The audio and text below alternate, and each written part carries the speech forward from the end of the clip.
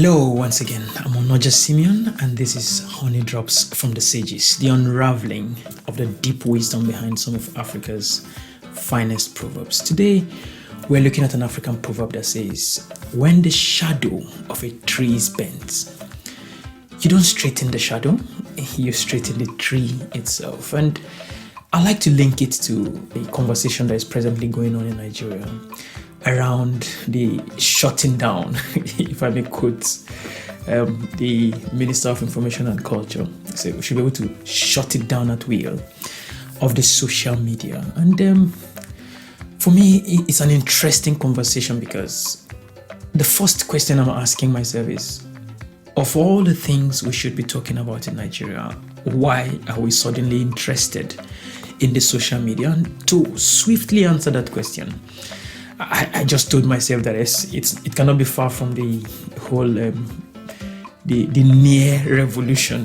we had recently around the EndSARS drama. And while trying to answer questions around that, a number of questions came up in my mind. The first thing I was asking myself is, yes, the social media played a significant role in that movement.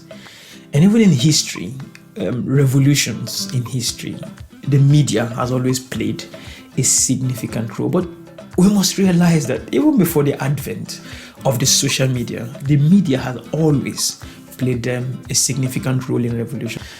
I mean, the French Revolution of 1789, there was no social media, obviously, but the media played a significant role. And one that always comes to mind is the Arab Spring. That is, I think at one point was called, or is still called, the social media revolution. But I like basing my position on research findings. The truth is, the social media can or has had negative impacts on revolutions and other things. But we must, like I heard someone telling the Minister of Culture, Information and Culture, we mustn't always focus on the negative aspect of things. We should also look at the positive parts of things. So social media, yes, can be used because of the speed at which information can be transmitted, can aid or can enhance or can encourage, dangerous things. But if you also look at it now, if you look at how organized the real protesters, because we had real protesters and we had hoodlums who were all over the place causing havoc. If you see how organized the real protesters were, if not for other selfish reasons, you would see that despite the fact that they didn't have a leader, social media would have played a significant role in keeping them organized. So that's one thing we need to look at. But I like to look away from all of that. And I personally want to look at other aspects of the social media, because one of the things that Nigeria should actually be thinking about is our economy. I mean, the development, the economy, the livelihood, everything. Now, if we decide to start shutting down social media, what impact is it going to have on development? So I went online and did a bit of research on that.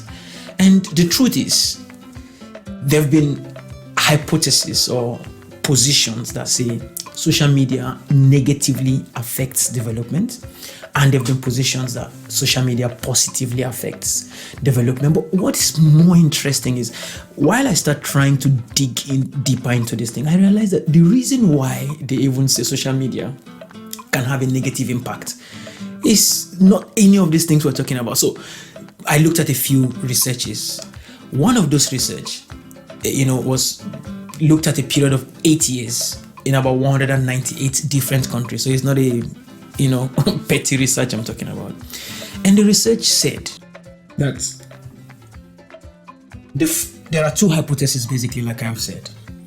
Now, the first hypothesis assume that the abolishment of barriers to entry to enable users of social media to publish and disseminate information without any limitation, with the support of proper and efficient internet and broadband supply, then social media could positively affect economic growth because the multiplicity of media, such as wikis, blogs, pictures, videos, etc., to the large extent propel the potential of social media in relation to dissemination of information and knowledge, whereas ensuring a multi-channel diffusion and codification of knowledge.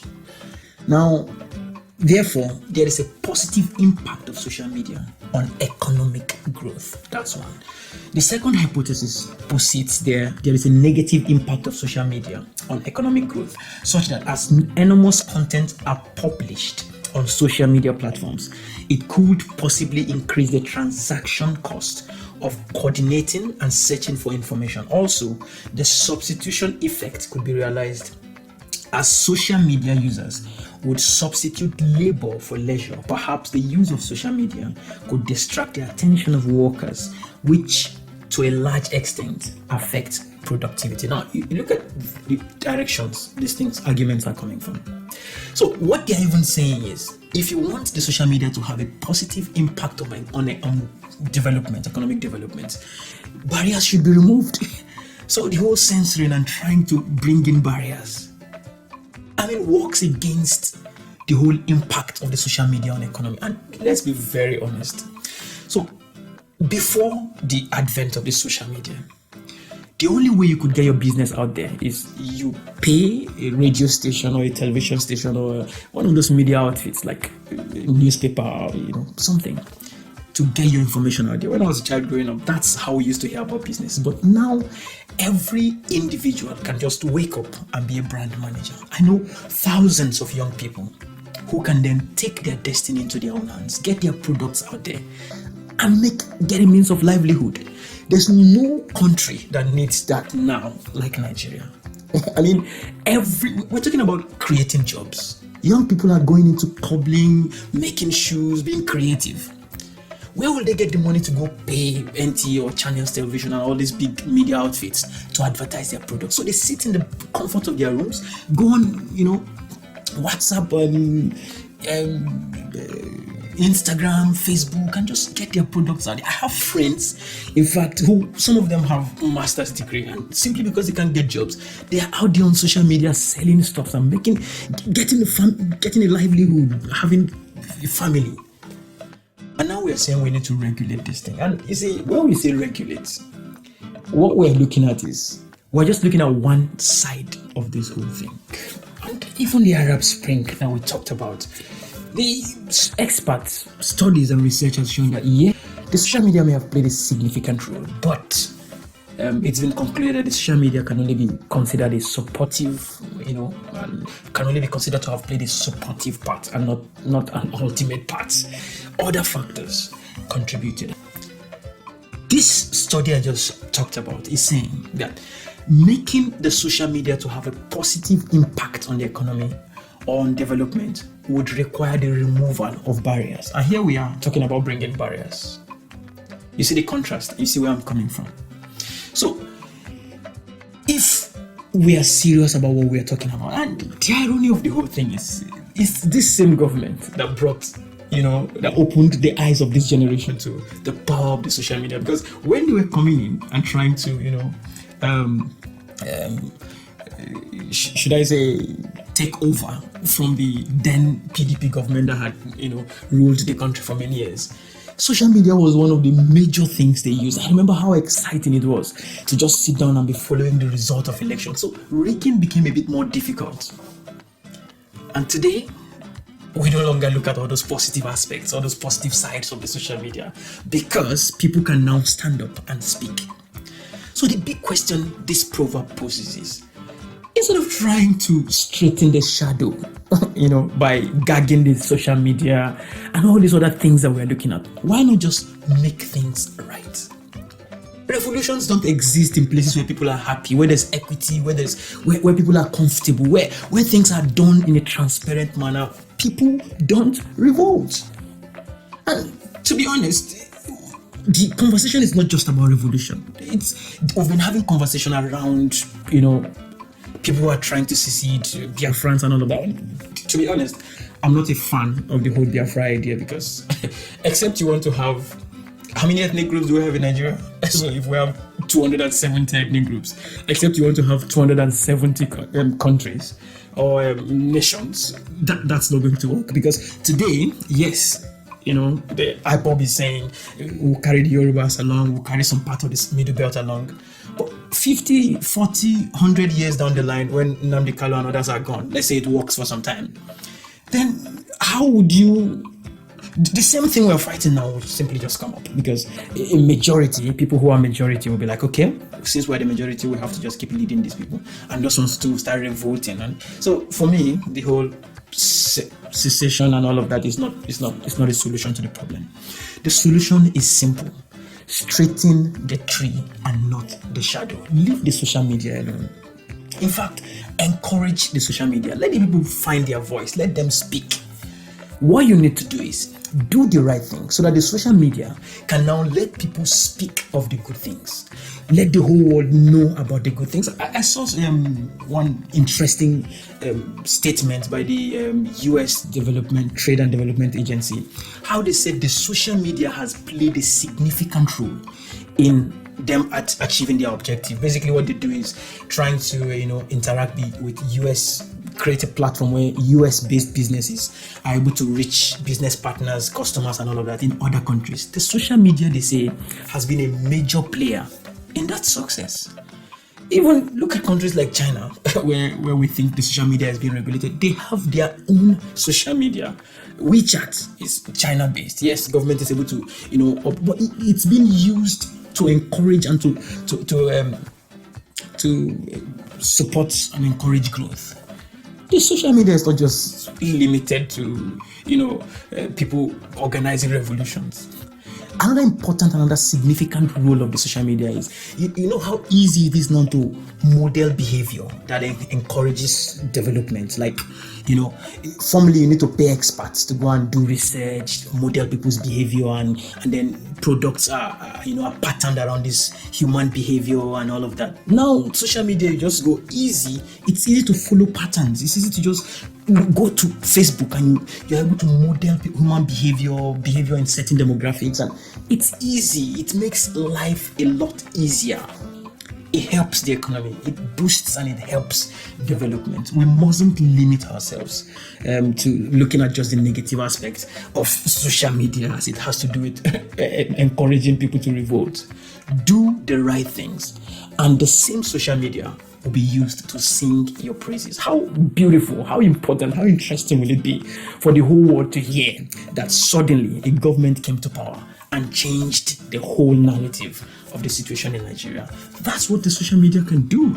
So again, I repeat, instead of struggling with the shadows, let's go fix or straighten the tree and leave the shadow alone. The shadow would naturally fall in place if things are made right. And this is not just limited to the Nigerian situation. It applies to life itself. Most times when we are faced with challenges, when things like life throws those ugly bricks and stones and stuffs at us, we tend to just focus our attention on the wrong places. This particular proverb applies to life itself, everyday living. It brings to question the subject of cause and effect, the subject of the disease and the symptoms.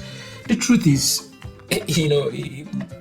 we sometimes treat symptoms and not disease. So you start feeling headache and you quickly just go get paracetamol or Panadol to just take care of the pain. But most times, if you've had to deal with children, like babies before, you see that the first symptom of most ailments is high temperature.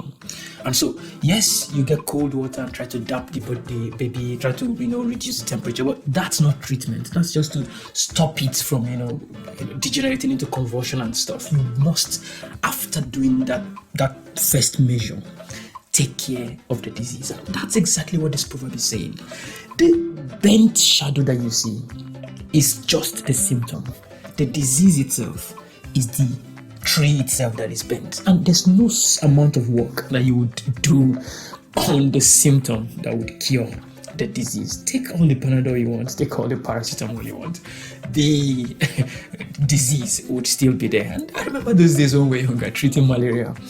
So when you start running temperature, the first thing you do is you get paracetamol. The strange thing with paracetamol is, so you take 2 in the morning, 2 in the afternoon, 2 at night, and then you just have to keep taking this. And when you stop, the symptoms come back until you treat the actual malaria itself.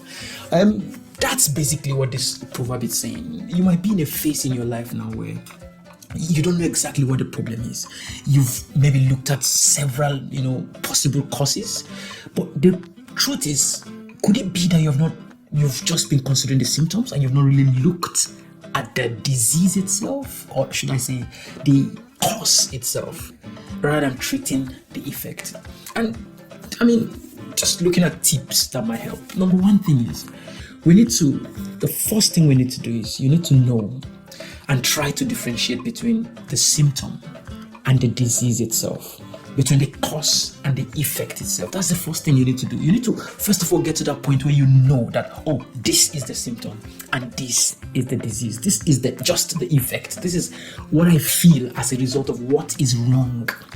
So once that is discovered, the first step to solving the problem has been taken. The second step is, sometimes we discover that the problem or the challenge might be in us or with us, or we might be the reason or the cause. And one of the most difficult things I've found in life is the ability to look inwards and really blame yourself for things. People hardly do that. It's very easy to just point fingers at other sources. So it's most times when the effect, when the disease is traced to yourself, there is the tendency to just not accept it. So you need to, after discovering the cause, accept it, own it, take responsibility, look at it and say, wow, this is the point where I decide to either move over this or die here. This is the point where I have to just make up my mind to climb over, or maybe just let this be the end of my story. So that's my take. I repeat the proverb: when the shadow of a tree is bent, focus on straightening the tree, not the shadow. Thank you very much for watching this video. I would encourage you to click on the subscribe button and like, and all of those activities will help this message to go further, help the video to go further, and also ensure that you don't miss our next quest into the wise world of African proverbs. See you in the next video.